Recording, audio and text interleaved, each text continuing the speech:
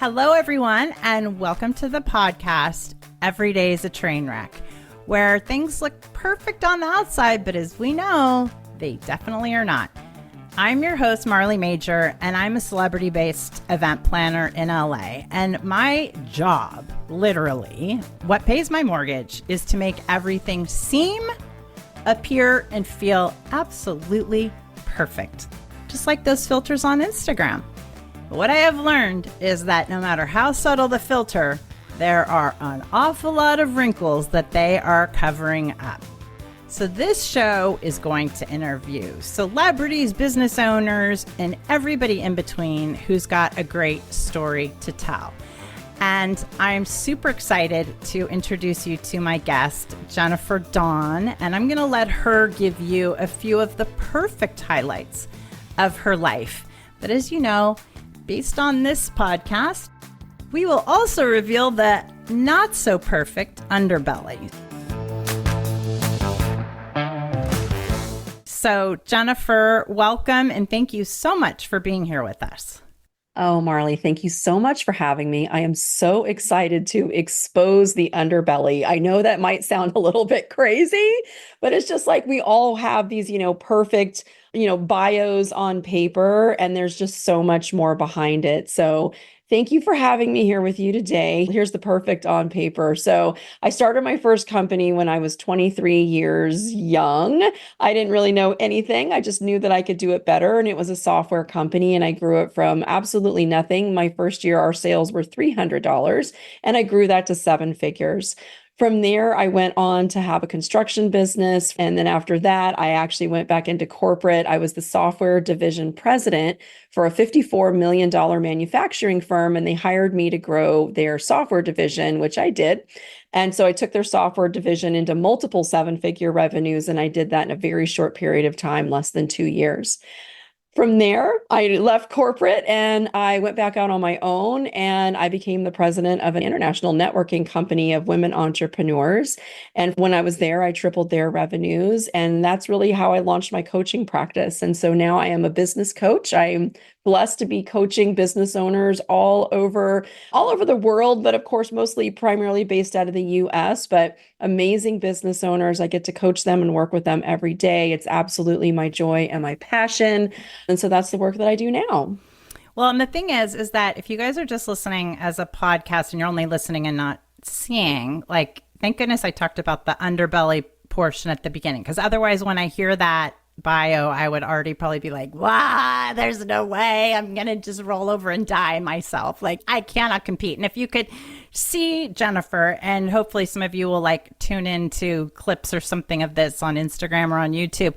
She's this beautiful blonde, very confident, very everything, biggest smile, which you can hear when she talks. But as you say, you would think literally everything is perfect. And then you Google her and you go to her website and you're like, oh my, it's scary, intimidating. But the good news, at least for me, to have a great interview, is that it definitely hasn't always been perfect. And I think that it's so important to expose the underbelly so that people realize whether they're on an entrepreneurial journey or whether they're on a, changing something in their life journey, or whether they're just sad about a breakup, who knows, that they realize that nothing is as perfect as it seems on Instagram, period, end of subject. Even with the best filter, it is just not that way. And one of the things that struck me, because you are such an amazing business coach, I can tell you guys firsthand,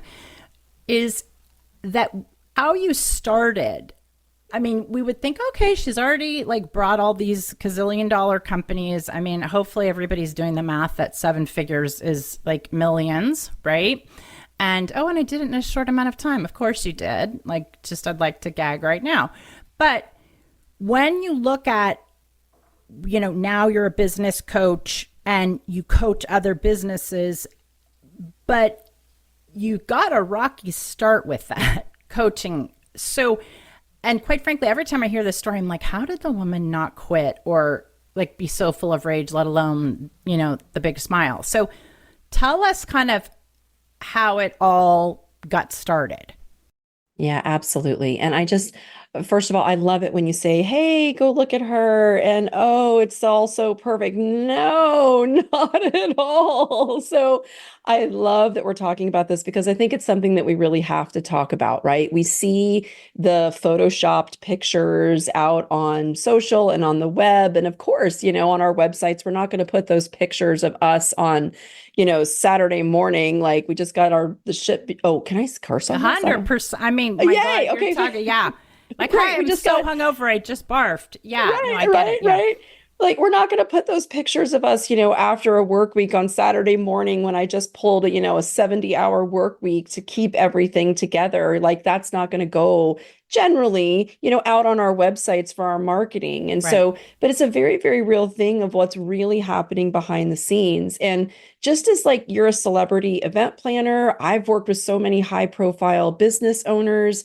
And I think sometimes that we see the underbelly that the outside world doesn't necessarily see. And at this point, I've worked with so many business owners and even in my own businesses that I see the behind the scenes and I know it's not perfect. Even though to the outside world, it might appear that way, it's not true. So, how I got started in my coaching practice was because my partner screwed me over. Like that's how my coaching practice actually began. It wasn't some beautiful thing.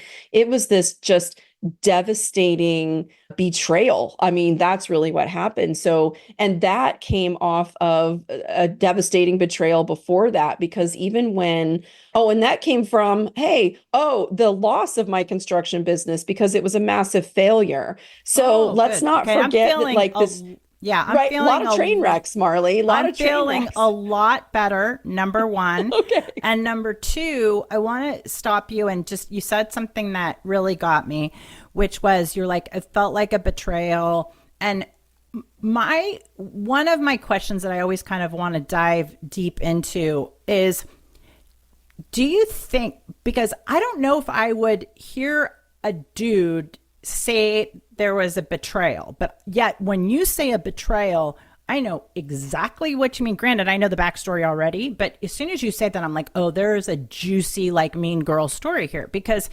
And I just wonder if, because it somehow, no matter what, no matter how we all know, I mean, we've both been entrepreneurs most of our lives. It does come down to, it feels like a betrayal. And that's often the absolute worst part of the whole thing is, how do you get over that? And oh, by the way, still make the business profitable and everything. So keep going now with your story, but address the betrayal component. Yeah, 100%. And it was absolutely a betrayal. So a little bit of backstory. So after I sold my software company, I had also gone through a divorce and was just really, I'd been doing the software company for 13 years. I just wanted something new. And so bought the construction company. Same year, the real estate market completely crashed. And so I went from having all this cash and buying a new business and being really excited to being cash poor, in debt up to my eyeballs, $178,000. Never going to forget that number.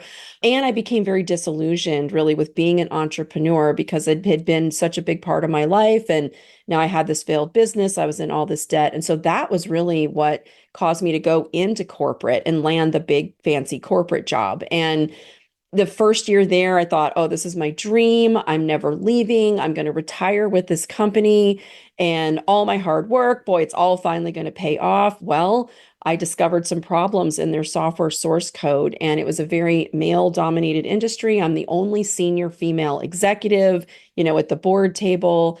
And what had happened was they actually bought the problems because they had bought this company and then brought me in to run it. And so it was before I was ever around, they bought this Right. company. But as I started going and digging and figuring out what the heck was going on, I realized that they had actually bought the problem. The owner didn't pay attention, basically, Yeah. and ignored what he was told. And so they bought all these problems in the source code. And as I came in and started putting a huge volume on the system, because I'm like selling and Yeah. doing all this stuff, we started to have problems, and they didn't want to fix it. They didn't want to fix it the right way. And instead they wanted to blame the only woman in the room who was the quote president of the company. So Right. isn't that convenient? So that corporate dream quickly turned into a nightmare. And here I am trying to do the right thing, and they don't really want to do the right thing. So Right. from there, that's when it's like, I thought I had it here. I thought this was it. And met a new dude and relocated to New York and got here and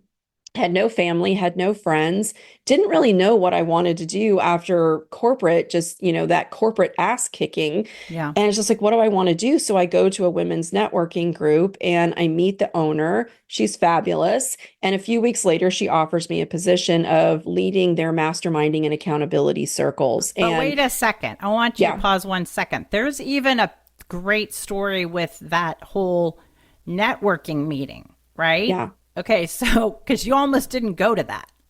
I almost didn't go to that. I'm not originally from New York. I'm from Arizona. I didn't grow up in a town with trains. And so here I am in New York. I have to take the train because we live up in upstate in the Hudson Valley. And so I've got to take the train into the big city all by myself. I don't know anybody. You come out of the subway, you're always confused, like, which way do I even go? And I'm not an extrovert. I am an introvert. But I'm you wouldn't like, know because you you're wouldn't know, but for me to walk into a room of strangers, I could stand in front of a stadium of 10,000 people and give a speech and be no problem. But when I have to walk in front of a room of strangers where I have to yep. navigate all of Make that, small that's talk and like, yeah. don't like it at all. So I literally like found a Barnes and Noble, call my husband crying because I'm so afraid to go to this networking meeting and I'm hiding in the Barnes and Noble like, I oh love my that. God, I just don't think I can do this. I'm right around the block, but I just don't think I can do it. Bless his heart, he was like, sweetie, come home. You don't have to do it. He gave me permission to exit stage left. And I And that think that fired was up the jets, I bet. right. I think that's all I needed was permission that I could come home if I really wanted to. But something about that just gave me the courage. And I was like, all right, I'm not going home with my tail between my legs. I've come so far. And so I did. So I went to the meeting, met the founder, had given her my card, and I was really trying to kind of figure out what the heck do I want to even do with my life because just, the one business, the failed business, the corporate, I'm like, what do I even do? I don't know. And so it was One other thing, sorry to interrupt you, is that I want to like pause for a little bit of station identification here because I think sometimes as entrepreneurs, we have this, especially if you've been an entrepreneur your whole life, which I have, basically because I would be fired from any boss that tried to hire me, right? But I think when you're an entrepreneur, you have these rose-colored glasses like, oh, corporate life, that would be so nice. I don't have to worry about payroll. I get benefits and I get vacation time and I get to leave everything at the top. But that's not the case. And you had now had a taste of both. So you had had a taste of, listen, the hot mess that is the entrepreneurial world with, yes, great, some big highs and some big lows, but you'd also had corporate where you were like, wait a minute, I don't think this is the answer necessarily either. So that's kind of what you're talking about when you're talking about like what you're weighing, right? As you're yeah, in this absolutely. meeting. And that's where, like, the first year in corporate, I was like a dream. When you go into corporate and you've got a human resource department, an Mm-hmm. IT department, a marketing department, and our marketing budget was $1 million a year. Oh, thank you. So, Nice. like, when you have all this support, all these resources, whereas in my business, I was all of those things. I was Right. all of those things. And I certainly didn't have $1 million marketing budget in my software company. So, for me, that was easy, so Yeah. easy. Yeah, let me take this company to the next level because I have all these support and all these resources. But when the shit started to hit the fan and there's a problem and we need to fix it, that's really where things got dicey because it's just like, I want to do the right thing for our clients, for our Mm-hmm. customers, and ownership didn't want to. Ownership wanted to blame. And then ownership, they decided to invest $1 million in fixing it their way, which was the wrong way. And did that work? No, it did not work. So they ended up having to actually go back and redo it the way that I had suggested. And even to this day, the company is not done as well as it did, when I was there and, Oh, of and course running not. it I mean, the way that shocker. it needed to be run. Big shocker. So, but interesting thing about the corporate is just, it was the most toxic work environment I've ever been in. Backbiting, people, rumors, just all this just nastiness. And you could never really trust anybody there. So the clarity that I got was like, I never want to work in that kind of a toxic environment. And for me now in coaching, it's like, I want to make sure that I don't create more businesses that have those kinds of toxic work environments because they're Right. miserable. So there's always going to be a learning Right. to the train wrecks. There's always going to be some great growth opportunities and some great learning that can come from it. And the problem with the ultimate thing with the train wreck is when you just like get off the train, you're like, okay, I give up, right? But the hardest part and but I think the part that gives you the biggest bang for the buck is when you're like, okay, like where am I bleeding? Carotid artery, no. Okay, now why did the train wreck and what can I do about it? And you take the components, in your case, from being on your own and having corporate America also the experience to then say, okay, now what are the takeaways from each of these that I can now put into place for the future that I want? So keep going. Absolutely. Yeah. So when I'm in corporate and I'm going through another divorce, okay, so second divorce, train wreck, Imagine second that. divorce I now, can relate. hire a life coach to help me through the whole thing. First time I've hired a life coach, I'm making a big salary, but I'm living check to check with the past debt from the failed business I'm paying off, supporting me and the kids and all of this stuff. So I had $900 in my savings Oh, account and the yeah. coaching fee was $900. And I'm like, do I invest this money? And I said yes. And I invested this money in myself. Even though I felt like a terrible mother, I'm like, all right, I'm just going to invest this money in this life coach. And we had calls where I am literally just sobbing. There's so much grief. I'm so disillusioned. I'm just like, how could I have, here I am again and Yep. having to, like, it's all blowing up and I'm having to start all over again. Like, worst coaching client ever. Yep. So I've Yep. been No, that there. would I be me. know, That's not you. right? That would be me. Yeah, I get it. Right. 100% I get it. Mm-hmm. Exactly. So left corporate, I moved to North Carolina, took a summer off to just reset and figure everything out. That same life coach that I hired when I was like, all right, I got to figure out what I'm going to do with my life. No, now she ended up being the person who introduced me to the husband that I have today. So now I Yeah. can't say that when you go hire a life coach, you're going to get a husband out of it, but Because I I was going to say, did everybody's going to hire a life coach today. Like all of today. my single girlfriends are going to be like, and I'm sorry, the name of that life coach was, we Right, should do exactly. affiliate marketing for that. I don't know how you get an affiliate commission for a husband, but anyway. Right, right. But the interesting thing is though, so here's this train wreck. I'm in corporate. I'm going through another divorce, like biggest loser in the world. Like, oh my God. Even though on paper sounds It perfect, always not so does. much, right? But I took that chance on myself. I literally spent every last penny to invest in my personal growth, my healing, who I needed to become so that I could get out of that and get what I really wanted. It paid back later. It wasn't until probably 2 years later that I actually got that introduction to the man I'm married to today. And then that is what led us, because he moved to North Carolina and then we moved together to New York. And so that's what landed me in New York of trying to figure out what am I now going to do for a career, have a new man in my life, a new relationship, but I'm in New York where I don't know anybody, I have no family.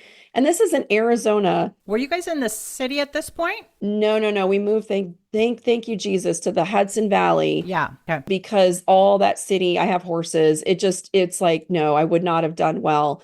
But New York for me was tough. I just didn't feel settled here. I didn't feel like I was supposed to end up in New York. I'm not a New Yorker. I love New Yorkers, but I'm not a New Yorker. And I felt very displaced. I'm Yeah. like, what am I doing here in his world? Because he was born here, raised here, family, friends, all of this. And so I felt very, very displaced. And that was really, really hard for me in the beginning. But that is what kind of led me to let me go to a networking group. Let me meet some other women. Let me meet some other business owners and let me just try to figure this out. Let me try to get a life. And the thing is that he probably was like, no, I'll introduce you to my friends and my family and you're going to have a life and like wanting to. But if you don't feel good, like if you don't feel like you belong or you have a life or like everybody's looking at you like you have the scarlet letter on, like, I don't know about you, but every time I go through a big failure with my businesses, which I mean, it's like every 15 minutes, but you feel like, oh my gosh, like everybody knows that you just came off of a divorce, or you just came off of this business failing, or you just came off of, you parted ways with a partner or something. And that's not the case, but internally, we just feel like it's just written all over us. I mean, it's like you can't escape yourself. It's like being in a spider web kind of. Right, exactly. He has a ton of family here. He was always wanting to go to family things. I don't really have a lot of family. And so literally it would be like crying, why do Oh, I have to go do this? right, Him getting right, me in the car, to right. showing up, putting on a smile and pretending like everything's great. I'm so happy I live in New York now. Like, Yeah. not the case, not the case at all. Yep. But, the thing that it did lead to is that when I went to the networking group, I met the owner and the founder. A few weeks later, she called, offered me the position. And at the time, that felt like such a blessing because I really didn't know what direction I wanted to go in, what I was going to be doing. And So it was that all position, yours. Like it you had was, done it yourself. Like you had, gotten out of the stacks at Barnes and Noble. I mean, I've had, I don't know how many conversations like hidden in the stacks, right? And you got out of Barnes and Noble and you went to your networking event. And so like you could claim this and be like, okay, yeah, like here's my exactly. victory for the day. Okay, keep going. Here's my victory. I survived this networking event and I went home and it turned into basically a job offer. And the other thing that really happened there is that she saw something in me that I didn't even Mm. see because she's like, Jennifer, you're telling me that you've grown a 7-figure business on your own and a multiple 7-figure business in corporate. And all of their accountability and masterminding circles were corporate women starting businesses and business owners. And I was like, yeah, Amazing how SHITTY you can feel with all of the accolades and letters. And like, I don't have, I always say, I want ESQ for Esquire, like JD or MD after my name. And all I would really have is like ADHD. But still, I have plenty of accomplishments. You have amazing accomplishments. But it is so interesting to me that we can have a new husband. We can be in love. We can be in this beautiful place. And it's like you can't see any of the resume. And it's like you are the kind of person who's, it's all true, right? I mean, it's not an AI generated fake freaking thing. I mean, this is all true. And this person is the one that had to be like, hello, not everybody like even makes it out of college, let alone grows one business to 7 figures, let alone can pivot, let alone can move, let alone. But sometimes, and that's, I think, a key thing to underscore is maybe not just sometimes, maybe all the time, we need somebody to say, hey, by the way, that is like kind of impressive. I mean, heads up, Yeah, and truly, I didn't even see the depth of the experience that I was bringing to the table. And so she recognized that right away of just like, wait a second, you haven't done this once, you've done it twice. And she saw that, which I didn't see it in myself. So I'm very, very grateful that she saw that. And so we came up with an agreement of I was going to take over and lead the circles. That's what they were called, is the circles. And I would have a small, basically I was contractor. So I'd have, my contractor wage and then profit sharing. So I'm sorry, not profit sharing, equity. So it was equity in the company plus my contract wage, which wasn't very high, but I was like, great, I'm willing to do the work. And for equity in the company, because I could really see that potential, I was ready. Like, let me go, let me at it. And that's what I did. I jumped in. This is where, though, we stop being excited with her. Pretty Almost, close. not quite yet. Almost, but not quite yet. So she was pretty great to work with, gave me reins. I got in there, put structure in because there really wasn't much structure at all, tripled our revenues, increased our enrollment, the onboarding, streamlined everything. I mean, it's running like a clock and things are very, very good. And it's at this point that I say, hey, so we're about maybe a year and a half into it. And I've been busting my butt to make this happen. And the other thing is I'm coaching these women.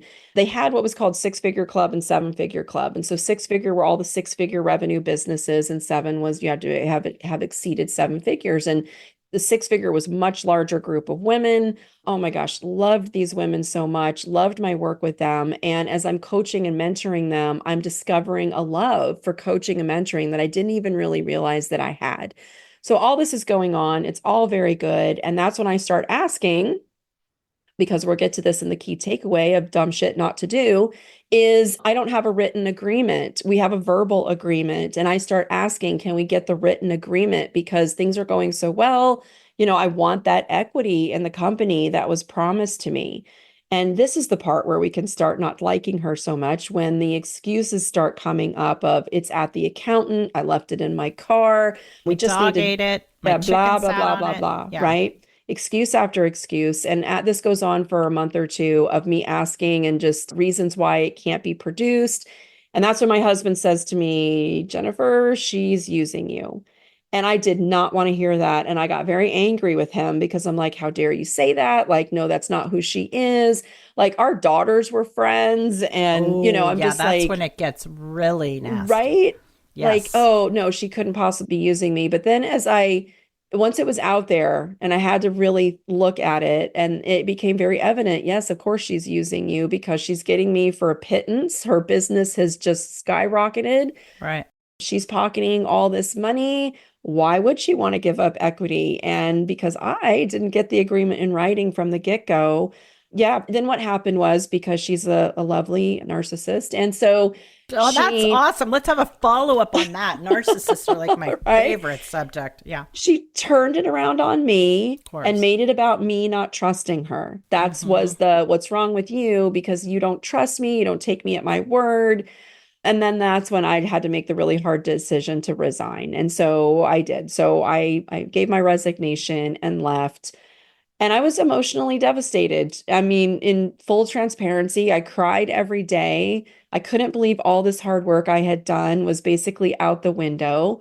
And let me ask you a And question about that. When yeah. you resigned, did you like what was going through your mind? Were you thinking, "Oh my gosh, then I'm gonna show her," or were you like, "Oh my gosh, like is she gonna try to keep me? And what am I gonna say when she does?" Or were you just relieved? Were you like, or just confused? Or Well, I came to the decision that I was going to leave, because I just couldn't continue to do this work and spend these hours if she wasn't going to honor the agreement. So here I am in all good faith and trusting. And it's just like, I am going to leave, but here's the transition plan. Here's right, what I'm going to do for the next 2 weeks. Here's what I'm going to do to make sure you can, take it over. I certainly wasn't going to damage anything. right.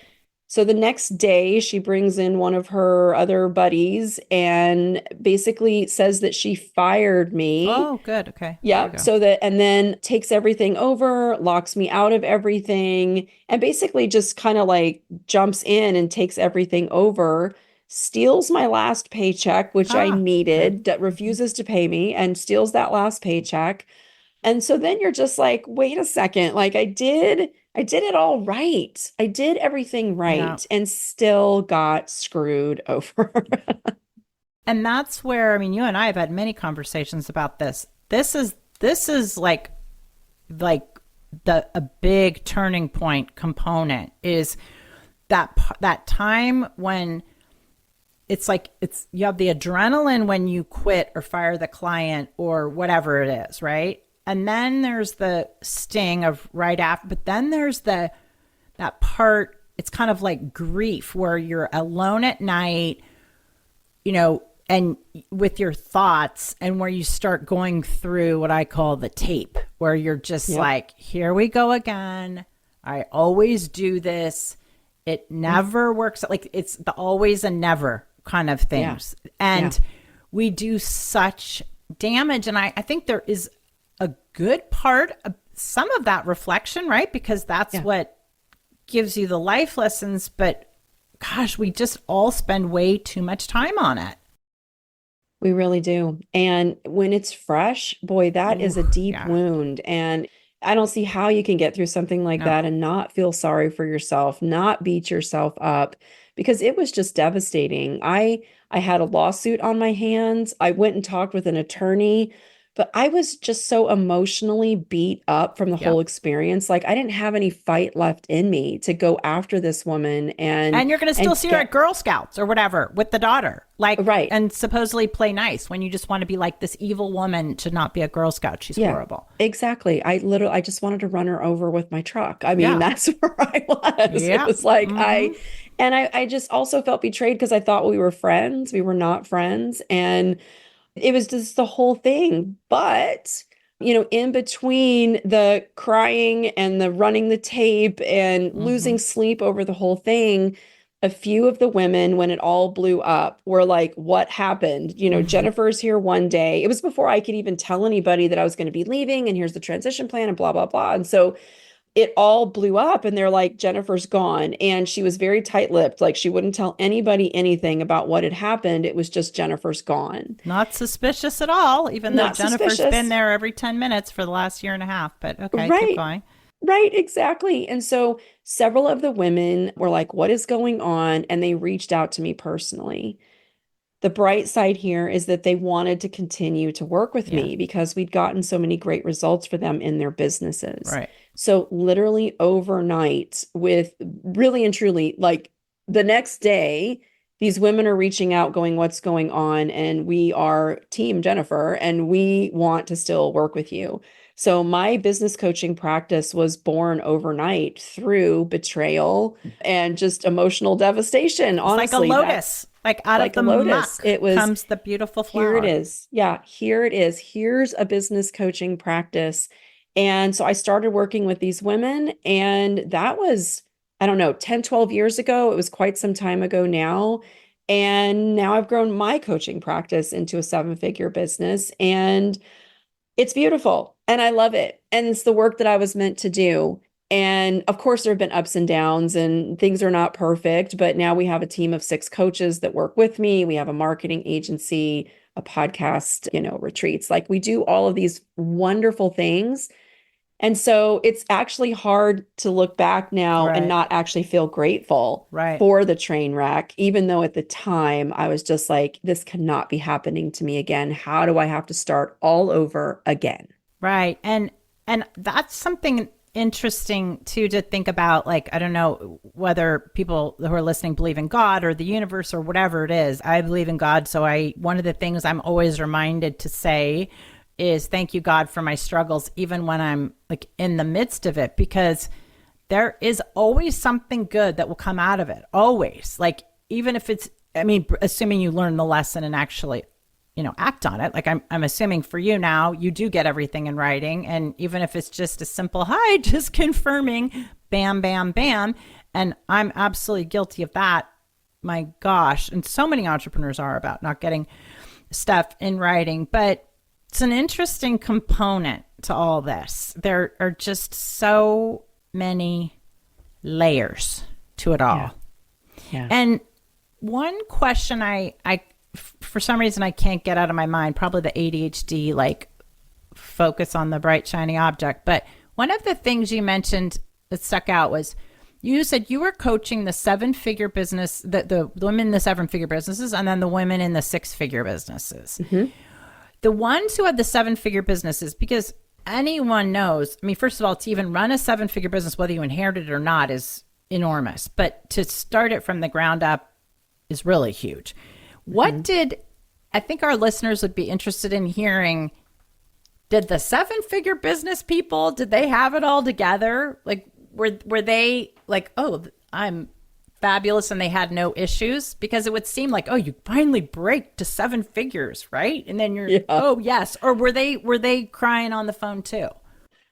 They were the meanest group of women I've ever met. No. I am not kidding.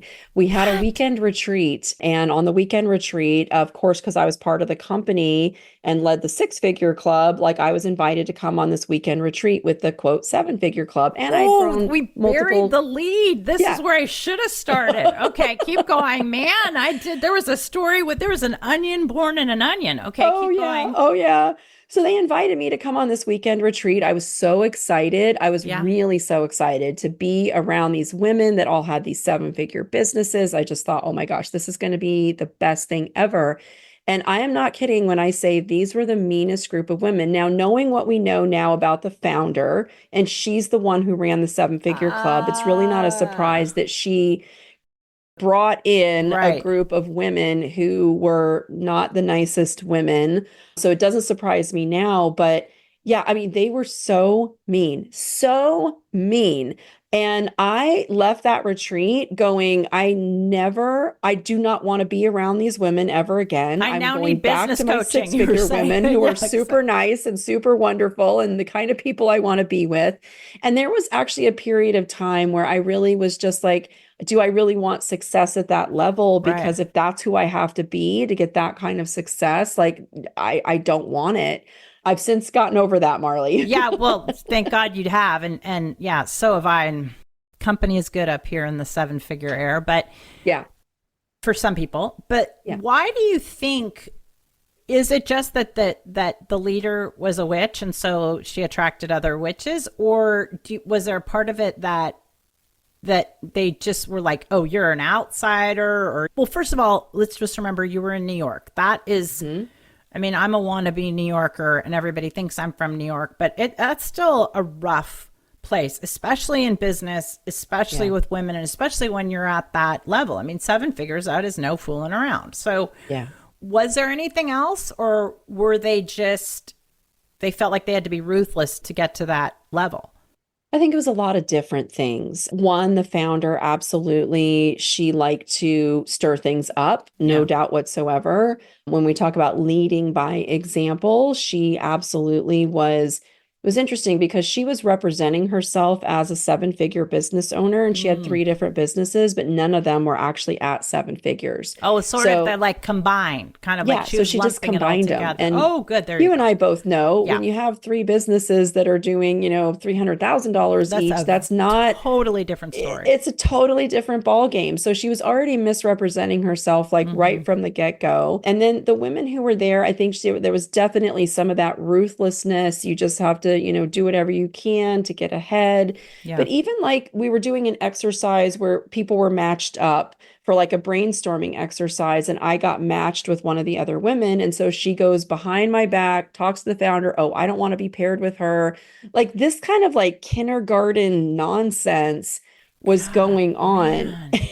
I mean, and like instead of like cutting that off and being like, okay, that's not how we're going to play here, she would give into these games and kind of keep them going. And so in some ways, I just think that we don't always have good leaders. We don't always have Yeah. good mentors. And so we see other women and we think, oh, I've got to be a capital B to Right. get to that level of success too. And it's Right. not true. It's not true at all. Sometimes you have to be a capital B when you're at that level once in a while. When somebody is like pushed it too far, then you're like, okay, I got to put my big girl underpants on and let them know who's boss. But yeah, Right. you're right. You don't have to be that all the time. And you certainly don't have to be that every day to get there. Yeah. But after that, how long after that did the whole situation happen with the founder?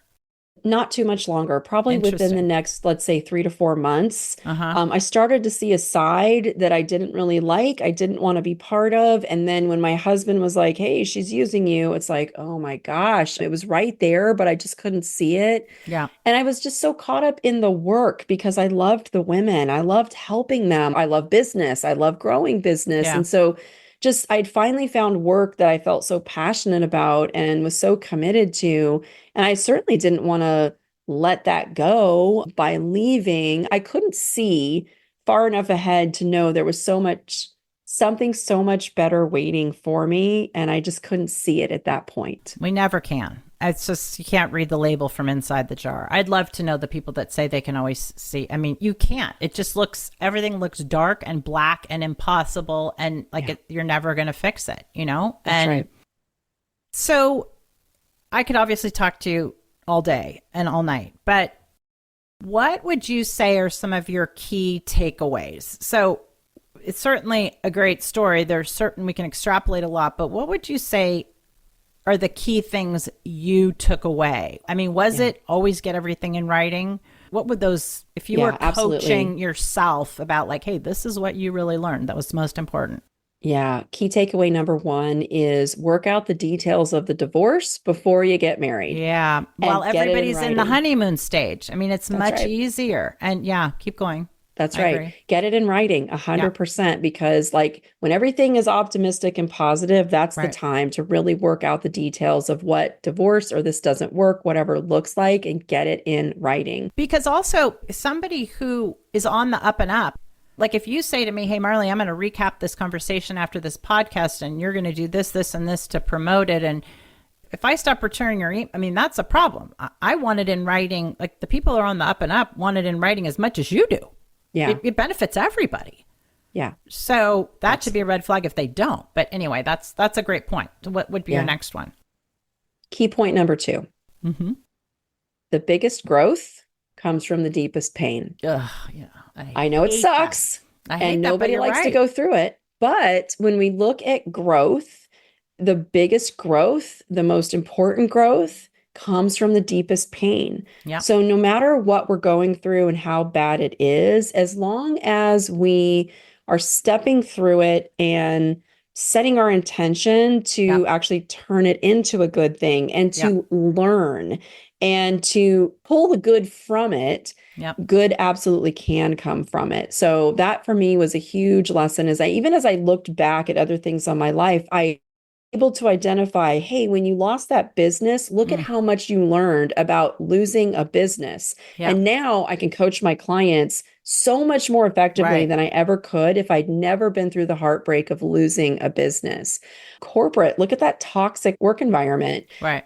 If you've never experienced it, how are you going to coach people through it? So getting screwed over by your partner, having to start a new business again, like all of these things, I realized this is valuable experience that now I can bring into my coaching practice and be so much better of a coach than I could be if I just, hung a sign out and said, oh, no, I'm going to coach business owners, which by the way, hire a business coach who's actually a business owner. Well, right. Well, that's the thing because it's the same thing like professors. That's great what you learn in school, but that's a very different story than being the subject of the case study in business school, where, I mean, it is all great to be like, oh, and then you should do this and then you should do that. It's like, yeah, I'm sorry. Why don't you talk to me when my employee's about to sue me? We're having that conversation and then payroll is due. And then, oh, by the way, I have to put my hair and makeup on to like get to the event. I mean, it doesn't all lay out nicely and neatly. So you want to, whether it's hiring another vendor or somebody to work with, you want to make sure they've been where you want to go. That's some advice I got one time. And I think it's amazing. It's like, if you want a 7-figure business and you need to hire a coach who's got an 8-figure business because they've even got more lessons under the belt. So they'll be like, whoa, whoa, whoa, whoa, whoa, be careful here, dangerous waters. But they can't if they're just trying to read it all in a textbook. It doesn't work. It doesn't. I once hired a coach and she told me, I don't need to have been a business owner to be a business coach. And I'm like, okay, you're fired now. Let me go find somebody else because that's not true. Yeah. Oh my God. There's no way. You just can't understand the pressure and how many things are pulling at you. That's right. That's right. All right. Any other tips or are we I would say my third and final big takeaway is trust. Yeah. When you're going through the hard stuff, when you're in that train wreck, it's so hard to trust that there's a silver lining, that there's a happy ending, that it's all going to be okay. But if you can, at least, fake it a little bit, but just try and trust that you will get through it. It will be okay.